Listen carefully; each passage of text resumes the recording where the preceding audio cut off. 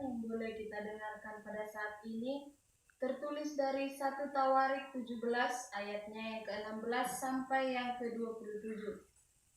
Saya akan membacakannya untuk kita. Demikianlah firman Tuhan. Doa syukur Daud. Lalu masuklah Raja Daud ke dalam, kemudian duduklah ia di hadapan Tuhan sambil berkata, "Siapakah aku ini ya Tuhan?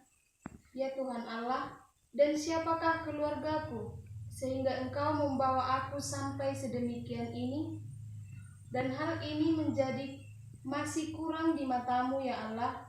Sebab itu Engkau telah berfirman juga tentang keluarga hamba-Mu ini dalam masa yang masih jauh, dan telah memperlihatkan kepadaku serentetan manusia yang akan datang, ya Tuhan Allah. Apalagi yang dapat ditambahkan Daud kepadamu dalam hal Engkau memuliakan hamba-Mu ini? Bukankah Engkau mengenal hamba-Mu ini, ya Tuhan? Oleh karena hamba-Mu ini dan menurut hati-Mu, Engkau telah melakukan segala perkara yang besar ini dengan memberitahukan segala perkara yang besar. Ya Tuhan, tidak ada yang sama seperti Engkau, dan tidak ada Allah selain Engkau, menurut segala yang kami tangkap dengan telinga kami. Dan bangsa manakah di bumi seperti umat-Mu Israel, ya Allah, yang Allahnya pergi membebaskannya menjadi umatnya untuk mendapatkan nama bagi-Mu dengan perbuatan-perbuatan yang besar dan dahsyat, dan dengan menghalau bangsa-bangsa dari depan umat-Mu yang telah Kau bebaskan dari Mesir. Engkau telah membuat umat-Mu Israel menjadi umat-Mu untuk selama-lamanya, dan Engkau ya Tuhan menjadi Allah mereka. Dan sekarang ya Tuhan, diteguhkanlah untuk selama-lamanya janji yang Kau ucapkan mengenai hamba-Mu ini dan mengenai keluarganya, dan lakukanlah seperti yang Kau janjikan itu.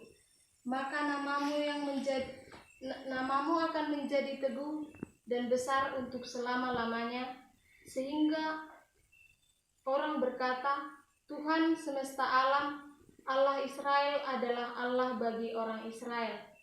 Mana keluarga hamba-Mu Daud akan tetap kokoh di hadapan-Mu. Sebab Engkau ya Allahku telah menyatakan kepada hamba-Mu ini bahwa Engkau akan membangun keturunan baginya.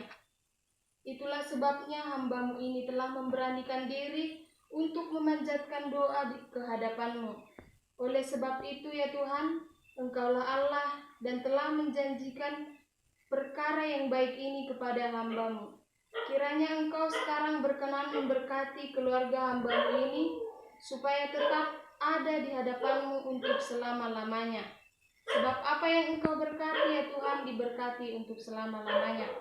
Demikian pembacaan firman Tuhan. Judul untuk firman Tuhan yaitu merendahkan diri di hadapan Tuhan. Apabila kita mendengarkan kata merendahkan diri di hadapan Tuhan, mungkin kita bisa mengerti apa arti merendahkan diri di hadapan Tuhan. Bukan hanya tempatnya yang rendah, namun keadaan hatinya yang direndahkan untuk ditinggikan oleh Tuhan. Di sini mengenai rancangan Tuhan atas diri dan keluarga Daud. Daud merasa betapa kecilnya dirinya mendapatkan kepercayaan mulia dari Tuhan. Daud mengungkapkan ketidakmampuan dirinya. Daud merendahkan diri di hadapan Tuhan dan berdoa dengan tulus, terbuka dan berserah. Pada pasal 17 ini yang menceritakan dengan jelas makna abadi dari Daud dan karirnya. Peristiwa ini berawal dari keinginan Daud ketika dia ingin membangun sebuah bait suci yang permanen bagi tabut perjanjian Allah.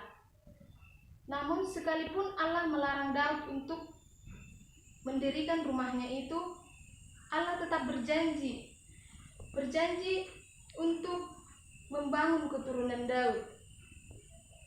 Sebagaimana Allah telah memakmurkan kehidupan Daud dan pribadinya, demikian pula lah Tuhan juga akan memakmurkan kerajaannya. Pada masa yang akan dekat, keturunan Daud yaitu Salomo, dialah yang akan mendirikan bait suci bagi Allah. Dan pada masa depan yang lebih jauh lagi, keturunan Daud yakni Yesus Kristus akan memadukan dirinya dalam keadaan sebagai anak manusia dan anak Allah, yang pada suatu saat kelak akan mendirikan kerajaan Allah di atas bumi untuk selama-lamanya. Daud terlarut dalam puji-pujiannya kepada Allah atas karunia-Nya yang menakjubkan itu. Daud merupakan seorang yang memiliki hati yang berlimpah ucapan syukur dan pujian kepada Tuhan. Ketika ia mendengarkan firman Tuhan yang disampaikan oleh Nabi Nathan, Daud masuk ke dalam kemah dan ia duduk mengarahkan pandangan kepada Tuhan. Daud merasa kedekatan hubungan Tuhan dengan dirinya dan juga pada sederetan generasi dalam keluarganya yang masih jauh di depan.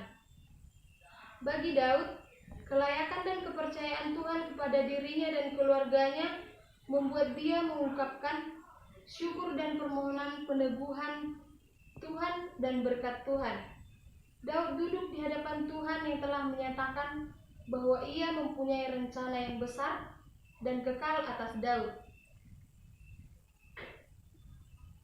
Daud gentar atas kedaulatan Tuhan yang berlaku baginya untuk mengemban perkara yang besar dan tidak sebanding dengan keberadaannya yang kecil ini.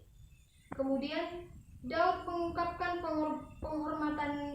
penghormatannya kepada Tuhan, satu-satunya Allah yang tidak ada yang disejajarkan, Tuhan yang melakukan perbuatan-perbuatan besar terhadap umat-Nya Israel dengan dahsyat. Bahkan rencana kekal Tuhan pun diteguhkan atas dirinya sebagai bagian dari bangsa Israel. Daud meminta dua permohonan kepada Tuhan, yakni yang pertama, Daud memohon janji Tuhan itu diteguhkan sebab Daud merasa tidak berdaya mengemban tugas akbar itu. Daud memohon Tuhan semesta alam, Tuhan yang menjadi pelindung agar rencana besar itu dapat terjadi dalam dirinya dan keturunannya. Yang kedua, Daud memohon Tuhan memberkatinya dan keluarganya supaya dapat tetap setia di hadapan Tuhan. Mengetahui rancangan Tuhan atas dirinya dan keluarganya, Daud merasa mendapatkan kepercayaan yang mulia. Daud mengungkapkan ketidakmampuan dirinya, namun pujian dan penyembahan selalu mengalir dari hati Daud kepada Allah. Kebesaran Allah sesungguhnya tidak terlukiskan, namun Allah sudi menyatakan di dalam karya-karya besarnya dalam perjalanan sejarah umat Allah.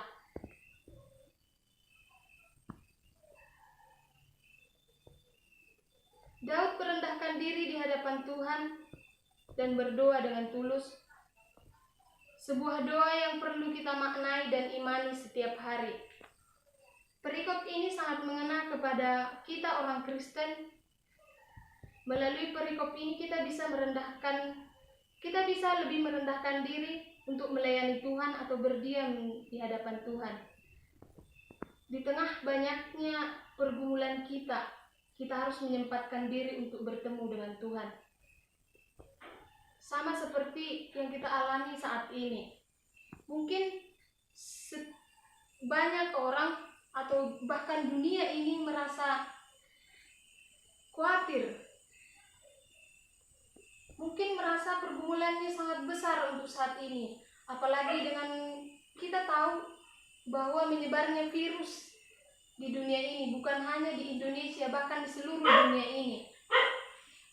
Tapi bukan berarti dengan adanya pergumulan yang kita hadapi saat ini, kita tidak menyempatkan diri untuk menghadap Tuhan, tidak menyempatkan diri untuk meminta dan bersyukur kepada Tuhan. Tapi di sini dikatakan seperti yang dilakukan oleh Daud, dia bersyukur apapun yang terjadi, bahkan yang dialami bukanlah kesusahan, namun kebahagiaan sebenarnya yang dirasakan oleh Daud ini. Tapi dia tetap menyempatkan diri untuk bertemu karena dia merasa meskipun dia seorang pemimpin, seorang raja, tapi dia mau merendahkan diri di hadapan Tuhan. Mungkin kalau kita melihat di zaman sekarang ini, kalau seseorang sudah mempunyai jabatan atau mempunyai kedudukan yang lebih tinggi, dia bahkan tidak akan mau mendengarkan perkataan yang di bawahnya. Bahkan hanya perkataannya sendirilah yang harus didengarkan oleh bawahannya, dan dia tidak peduli lagi, dan dia mungkin merasa tidak membutuhkan masukan dari orang lain. Namun di sini Daud, dia sangat merendahkan diri di hadapan Tuhan meskipun dia merupakan seorang raja. Di tengah banyaknya pergumulan, kita harus menyempatkan diri untuk bertemu dengan Tuhan. Dengan cara bagaimana kita menyempatkan diri? Yaitu dengan cara memuji Tuhan, bernyanyi, maupun beribadah kepada Tuhan. Saat bekerja pun kita harus memuji Tuhan, bekerja sambil berdoa, supaya apa yang kita kerjakan itu dapat membuahkan hasil yang terbaik. Dan apa yang kita doakan itu harus kita kerjakan juga. Tidak mungkin kita mendoakannya tapi tidak kita kerjakan. Untuk apa? Itu adalah hal yang sia-sia. Sama seperti tema di minggu kita, yaitu rogate, artinya berdoa. Jadi saudara-saudari, pengalaman Daud di sini mengajarkan kepada kita beberapa hal mendasar tentang bagaimana kita melayani Allah. Sebenarnya tidak ada sumbangsi apapun dari kita apabila kita melayani Tuhan. Sebaliknya, karena kebesaran anugerah Allah, kita diikut sertakan dalam pelayanan Allah dalam dunia ini.